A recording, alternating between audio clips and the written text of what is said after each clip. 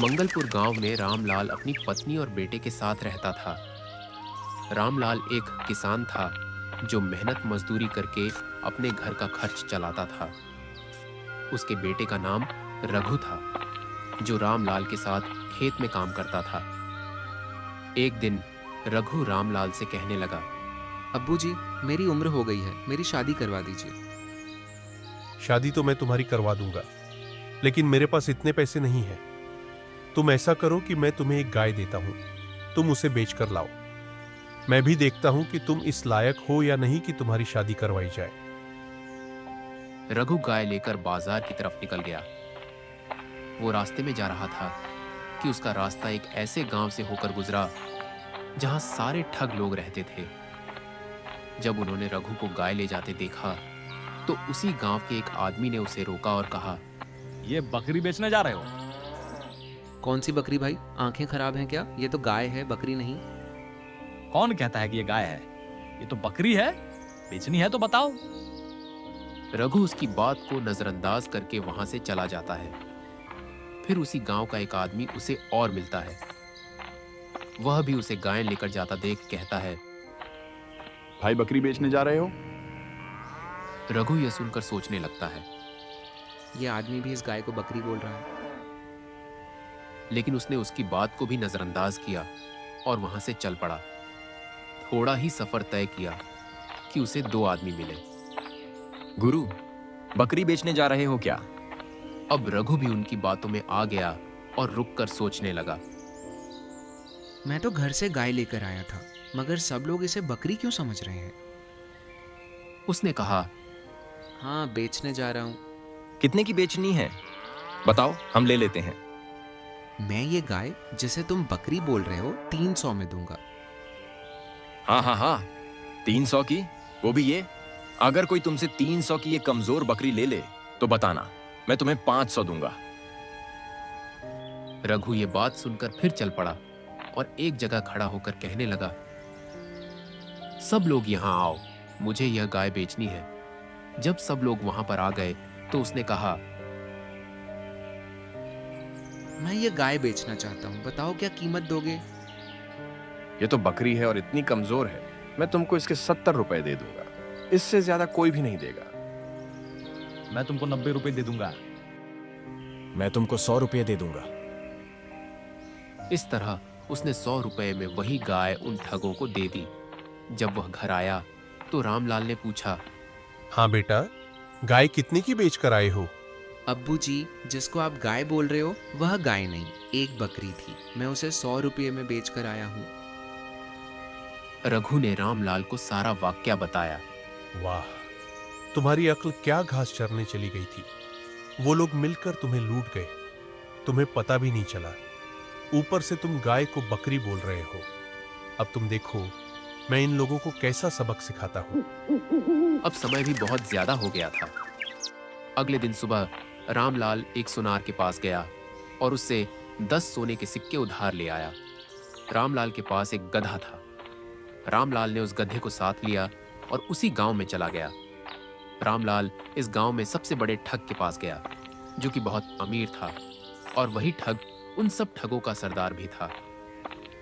रामलाल गधे को साथ लेकर उसके पास उसके घर चला गया और जाकर उसे कहने लगा, सरदार, मैं एक यात्री हूं। मेरा गधा बहुत भूखा है। उसे खिलाने के लिए मुझे कोई साफ सुथरी घास मिल सकती है? हाँ हाँ, कोई बात नहीं। जानवर भूखा है तो मैं घास दे देता हूँ। तुम यहाँ रुको, मैं अभी घास लेकर आता हूँ। वह ठग घास लेने के लिए वहां से चला गया। वह ठग जैसे ही गया, रामलाल ने गधे के मुंह में 10 सोने के सिक्के डाल दिए। अब वह ठग जब घास लेकर आया तो घास को देखकर गधा भी बोलने लगा। जैसे ही उसने मुंह खोला, उसके मुंह से 10 सोने के सिक्के निकल आए। रामलाल ने गधे को थप्पड़ मारा और कहा, आज तुमने मुझे सिक्के इतनी देर बाद क्यों दिए हैं? मुझे बाजार से कुछ सामान खरीदना था, तुम्हारी वजह से मैं नहीं खरीद सका। रामलाल ने वह सिक्के उसी समय पकड़ लिए। अब क्या था? जब ठग ने देखा तो वह हैरान हो गया और पूछने लगा, भाई, गधे के मुंह से सोने के सिक्के कैसे निकल रहे हैं? सरदार जी, ये एक जादुई गधा है। ये रोजाना मुझे सोने के सिक्के देता है, इसलिए मैं इसे अपने साथ ही रखता हूं। अब मेरा जाने का समय हो गया है, अब मैं चलता हूं। बहुत धन्यवाद आपका। नहीं नहीं, बैठ जाइए। इतनी भी जल्दी क्या है? मुझे आपका गधा बहुत पसंद आया है। क्या आप इसे बेचना चाहेंगे? सरदार जी, कैसी बातें कर रहे हैं? यह गधा मेरी रोजी का जरिया है। ये जो सोने के सिक्के देता है, इससे मैं अपना घर चलाता हूं।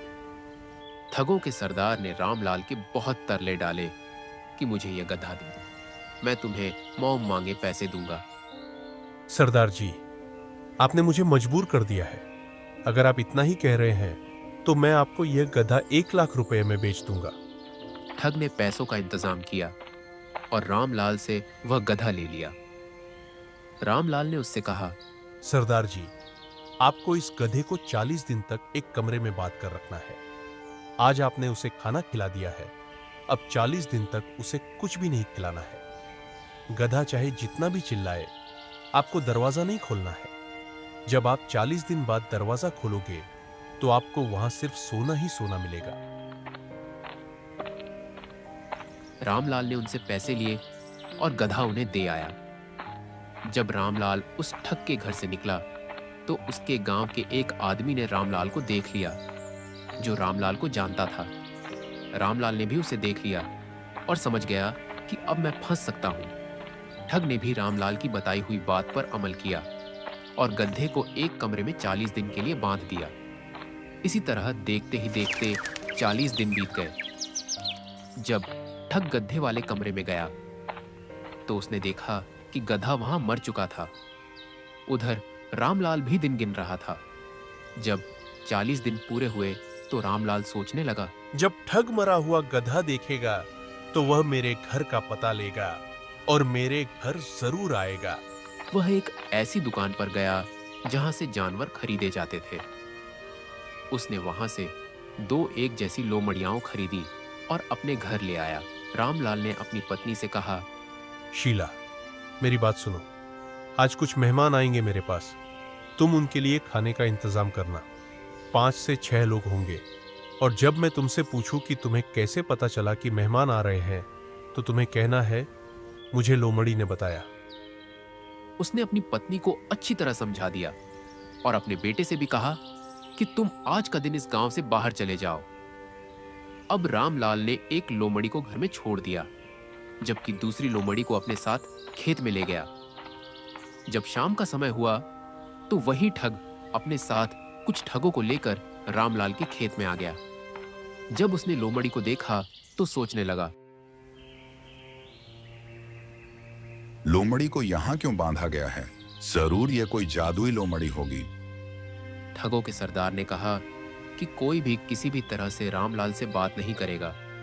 जो भी बात करनी होगी वह मैं करूंगा। ठग रामलाल के पास गया और पूछने लगा, और मुसाफिर भाई, क्या हाल चाल है? मैं ठीक हूं सरदार जी। आप यहाँ क्या कर रहे हैं? चले, आइए, मेरे घर चलते हैं। नहीं नहीं, इतना समय नहीं है कि घर जाएं, फिर तुम खाना भी बनवाओगे। खाने की आप फिक्र न करें, हमारे घर जाने से पहले खाना बन जाएगा। अच्छा, वह कैसे? मैं इस लोमड़ी को बताकर भेजूंगा कि घर मेहमान आ रहे हैं। ये लोमड़ी घर जाकर बताएगी। जाओ, मेरी पत्नी को जाकर बताओ कि घर मेहमान आ रहे हैं, उनके खाने का इंतजाम करें। लोमड़ी तो लोमड़ी थी, वह वहां से भाग गई और रामलाल उन ठगों को लेकर अपने घर चला गया। जब घर पहुंचे तो खाना तैयार था। रामलाल ने जानबूझकर ठगों के सामने अपनी पत्नी से पूछा, तुमको कैसे पता चला कि घर मेहमान आ रहे हैं? मुझे इस लोमड़ी ने आकर बताया कि घर मेहमान आ रहे हैं। ठगों का सरदार फिर से हैरान हो गया और सोचने लगा, वाह, कितनी समझदार लोमड़ी है, जो बोलती भी है। ये लोमड़ी तो ले लेनी चाहिए। ठग ने गधे की बात नहीं की, बल्कि वह लोमड़ी लेने की जिद करने लगा। रामलाल ने वह लोमड़ी भी ठग को 30,000 में दे दी। ठग बहुत खुश हुआ। वह लोमड़ी को लेकर वापस चला गया।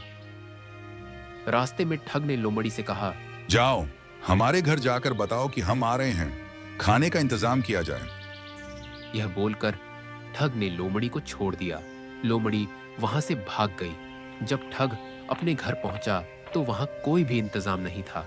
वह अपनी पत्नी से कहने लगा, तुमने खाने का इंतजाम नहीं किया?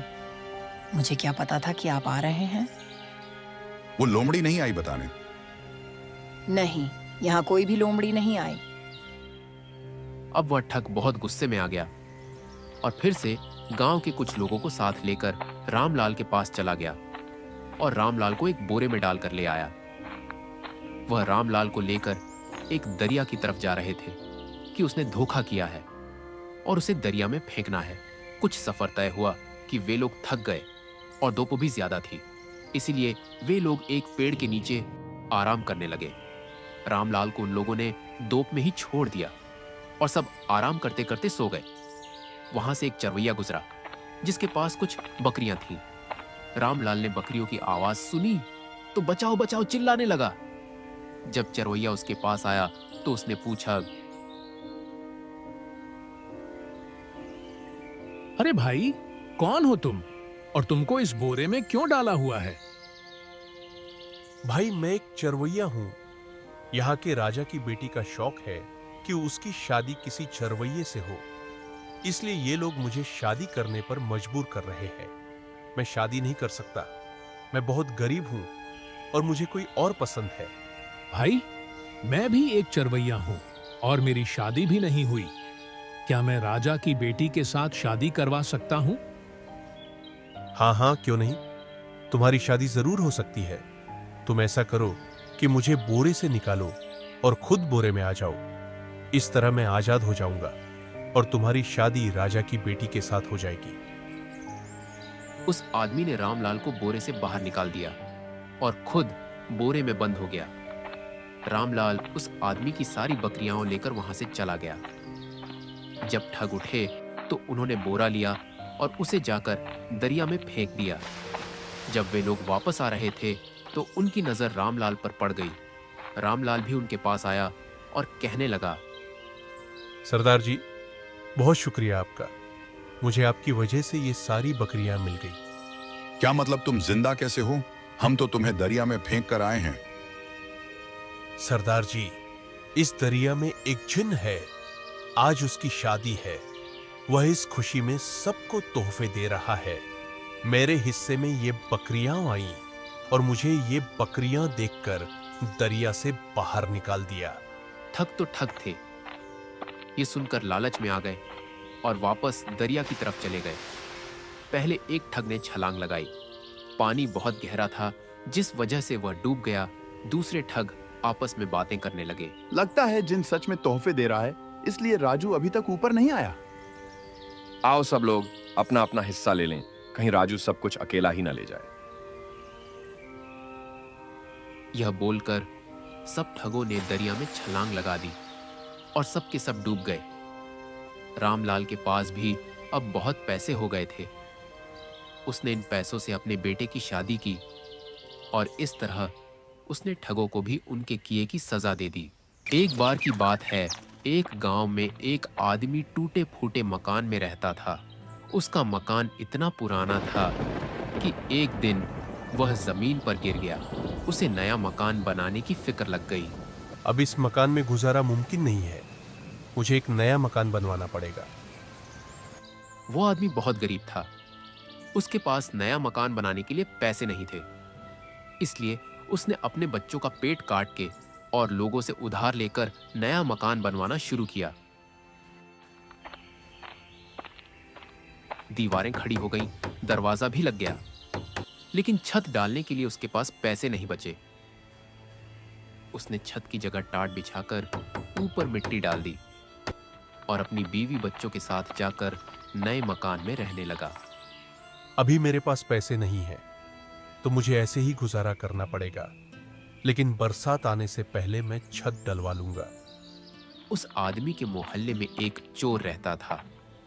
जब चोर ने उसका मकान देखा तो सोचने लगा, लगता है इसके पास काफी पैसे आ गए हैं, जिस वजह से यह नया मकान बनवा रहा है। अगर मैं इसके घर में चोरी करूंगा तो मुझे कुछ न कुछ जरूर मिलेगा। एक दिन जब सब लोग सो रहे थे तो यह चोर इस गरीब आदमी के घर चोरी करने के लिए उसके घर की छत पर चढ़ गया। अभी उसने एक दो कदम ही आगे बढ़ाया था कि वह टाट फट गया और चोर नीचे मालिक मकान के ऊपर गिर गया। मालिक मकान हड़बड़ाकर उठ बैठा और चोर को पकड़ने लगा, लेकिन कमरे में बहुत ही ज्यादा अंधेरा हो चुका था, जिसका फायदा उठाकर चोर वहां से भाग निकला। चोर भाग तो गया, लेकिन फिर उसे मालिक मकान पर बहुत ही ज्यादा गुस्सा आया कि उसने ऐसी नकली छत क्यों लगवाई। वह चोर बादशाह के पास फरियाद लेकर चला गया और बादशाह के पास जाकर इस गरीब आदमी की शिकायत करने लगा। बादशाह सलामत, मैंने कल रात एक घर में चोरी करनी चाहिए, लेकिन जब मैं चोरी करने के लिए उस घर की छत पर चढ़ा तो वहां छत की बजाय उन्होंने टाट बिछाया हुआ था। जैसे ही मैंने एक दो कदम आगे बढ़ाया, टाट फट गया और मैं नीचे गिर गया। मेरी तो टांगें टूटते टूटते बची हैं। मेहरबानी करके इस मकान मालिक को सजा दी जाए। बादशाह ने मकान मालिक को बुलाया और उससे पूछा, क्या यह बात सच है कि कल रात यह आदमी तुम्हारी छत से नीचे गिर गया था? जी बादशाह सलामत, ये बात सच है। ये आदमी मेरे ऊपर गिरा था, जिसकी वजह से ये बच गया, वरना इसकी टांगें टूट जाती। अगर यह सच है तो तुम्हें फांसी दी जाएगी। सिपाहियों, इसे पकड़ो और ले जाओ, फांसी दो। मकान मालिक राजा के कदमों में गिर गया और उससे कहा, बादशाह सलामत, मुझे सजा क्यों दी जा रही है, जबकि सजा तो उस चोर को मिलनी चाहिए। आप उसी को सजा दीजिए। चुप हो जाओ। तुम्हारी ये हिम्मत कि तुम मुझे नसीहत दे रहे हो। बादशाह की बातें सुनकर गरीब आदमी सोचने लगा, ऐसे तो इस बादशाह से मेरी जान नहीं छूटने वाली, मुझे कुछ न कुछ करना पड़ेगा। गरीब आदमी ने बादशाह से कहा, बादशाह सलामत, मेरा कोई कसूर नहीं है। तात तो राजमिस्त्री ने बिछाया है, कसूर तो सारा उसका है। उसने खराब तात बिछा दी है, जिस वजह से वो तात जल्दी फट गए। गरीब आदमी की बात सुनकर बादशाह ने कहा, इस आदमी को छोड़ दिया जाए और राजमिस्त्री को पकड़कर उसे फांसी पर लटका दिया जाए। बादशाह के सिपाही फौरन जाकर राजमिस्त्री को पकड़ कर ले आए। जब राजमिस्त्री को फांसी के फंदे के नीचे खड़ा कर दिया तो उसने कहा, मुझे बादशाह से कुछ अर्ज करनी है, मुझे बादशाह सलामत के सामने पेश किया जाए। एक सिपाही ने जाकर बादशाह को यह पैगाम दिया तो बादशाह ने राजमिस्त्री को बुलवा लिया। हाँ बोलो, क्या कहना चाहते हो तुम? बादशाह सलामत, मेरा कोई कसूर नहीं है, मुझे छोड़ दिया जाए। सारा कसूर तो उस आदमी का है जिसने ये तात बनाए हैं। अगर उसने अच्छे तात बनाए होते तो वो नहीं फटते। जाओ सिपाहियों, इस मिस्त्री को छोड़ दो और तात बनाने वाले को पकड़ कर ले आओ। सिपाहियों ने तात बनाने वाले को लाकर बादशाह के सामने पेश कर दिया और बादशाह ने उससे पूछा, ये बताओ, तात तुमने बनाए थे? जी हाँ हुजूर, मैंने बनाए थे। फिर तो सारा कसूर तुम्हारा है। सिपाहियों, पकड़ लो इसे और इसे फांसी दे दो। बादशाह सलामत, मैं आपसे कुछ अर्ज करना चाहता हूँ। हाँ बोलो, क्या बोलना चाहते हो तुम? हुजूर, बात यह है कि मेरे बनाए हुए तात बहुत मजबूत और पायदार होते थे, लेकिन जब मैं यह तात बना रहा था तो एक मेरा पड़ोसी है जिसे कबूतरबाजी करने का बहुत शौक है। उसने अपने कबूतर हवा में छोड़ दिए। उसके कबूतर आसमान में उड़ते फिर रहे थे और हवा में कलाबाजियां खा रहे थे। जब मैंने वो कबूतर देखे तो मेरा ध्यान उन कबूतरों की तरफ हो गया, जिसका असर मेरे काम पर पड़ा। इसीलिए मेरा कोई कसूर नहीं है, ये सारा कसूर तो उस कबूतरबाज का है। आप मुझे छोड़ दें और उसे फांसी दे दें। बादशाह ने तात बनाने वाले को बख्श दिया और उस कबूतरबाज को पकड़ने का हुक्म दिया। जब कबूतरबाज को बादशाह के सामने पेश किया गया तो बादशाह ने कबूतरबाज को फांसी की सजा सुना दी। फांसी की सजा सुनकर कबूतरबाज ने बादशाह से कहा, बादशाह सलामत, मैं मानता हूं कि मुझे कबूतरबाजी का शौक है, लेकिन इसमें मेरा कोई कसूर नहीं है। अगर आप मुझे फांसी दे देंगे तो ऐसे किसी का भला नहीं होगा। बेवजह एक बेगुनाह को सजा मिल जाएगी। मुझे फांसी देने से अच्छा है कि आप इस चोर को ही फांसी दे दें, ताकि लोग भी अपने घरों में बेखौफ होकर रह सकें। हाँ, बिल्कुल ठीक कहा। सारा कसूर तो चोर का है। जाओ सिपाहियों, उसे छोड़ दो और चोर को पकड़ कर ले आओ। सिपाहियों ने उस कबूतरबाज को छोड़ दिया और फौरन उस चोर को पकड़कर बादशाह के सामने ले आए। सारा कसूर इसका है, उसे फांसी दे दो। जब सिपाही चोर को फांसी देने लगे तो पता चला कि चोर का कद जरूरत से ज्यादा ऊंचा है। उसके पैरों किसी तरह जमीन से ऊपर नहीं उठ रहे। सिपाहियों ने बादशाह को जाकर यह बताया। मुझे क्या बता रहे हो? इतना छोटा सा काम भी तुम लोगों से नहीं होता। अगर उसका कद ऊंचा है तो कोई ऐसा आदमी लेकर आओ जिसका कद ठीक हो और उसे फांसी दे दो। सिपाही फौरन बाहर गए और उन्होंने देखा कि एक छोटे कद का आदमी अपने सिर के ऊपर एक आटे का थैला लेकर जा रहा था। सिपाहियों ने फौरन उसे पकड़ लिया और लेकर फांसी के फंदे के नीचे खड़ा कर दिया। वह छोटे कद का आदमी चेक रहा था और सिपाहियों से पूछ रहा था कि मेरा कसूर क्या है, मुझे क्यों पकड़ कर ले आए हो। इतने में बादशाह भी वहां पर आ गया। मेरे मालिक, मैं तो एक गरीब आदमी हूँ। मैं पहाड़ से लकड़ियाँ काट कर लाता हूँ और लोगों का सामान लाता हूँ और इस तरह अपने घर का गुजारा चलाता हूँ। आखिर मुझे ये सिपाही क्यों पकड़ कर ले आए हैं? मैंने कौन सा गुनाह किया है जिसकी मुझे सजा दी जा रही है? मुझे क्या पता कि तुमने कोई गुनाह किया है या नहीं किया। बस एक आदमी को फांसी की सजा देनी थी। मैंने एक चोर को फांसी की सजा दी तो उसका कद जरूरत से ज्यादा ऊंचा था। उसके पैर जमीन से उठ नहीं रहे थे। तुम्हारा कद ठीक है, इसलिए सिपाही तुम्हें पकड़ कर ले आए हैं और अब तुम्हें यहां फांसी दी जाएगी। बादशाह सलामत, जुर्म क्या है? ऊंचे कद के चोर ने और आप सजा एक छोटे कद के बेगुनाह इंसान को दे रहे हैं। यह कहाँ का इंसाफ है? अगर चोर का कद ऊंचा है तो उसके पैरों के नीचे एक गड्ढा खुदवा दें, इससे सब ठीक हो जाएगा। बादशाह को इस गरीब आदमी की बात बहुत पसंद आई और उसने ऐसा ही किया। सिपाहियों ने उस आदमी को छोड़ दिया और फिर से उस चोर को पकड़ कर ले आए और चोर को फांसी के फंदे के पास खड़ा करके गड्ढा खोदना शुरू कर दिया। लेकिन चोर बहुत चालाक था। वो बार बार सिपाहियों से कह रहा था कि जल्दी करो, मुझे देर हो रही है, जल्दी करो, मुझे देर हो रही है। बादशाह यह देखकर बहुत हैरान हुआ। अरे बेवकूफ, तुझे इतनी जल्दी क्यों है मरने की? सब्र कर, तेरी मौत तेरा इंतजार कर रही है। बादशाह सलामत, अभी अभी जन्नत का बादशाह मर गया है और उसने वसीयत की है कि जो भी इंसान सबसे पहले जन्नत में जाएगा उसे जन्नत का बादशाह बना दिया जाएगा। तो इतना अच्छा मौका है, इससे पहले कि कोई और जाए, इसलिए मैं जल्दी जल्दी जाकर बादशाह बनना चाहता हूँ। आखिर ऐसा मौका कौन जाया करना चाहेगा? बादशाह के दिल में लालच आ गया। उसने सोचा कि जन्नत का बादशाह बनना भला कोई छोटी बात है। सुनो सिपाहियों, इस चोर को छोड़ दो और मुझे फांसी पर लटका दो।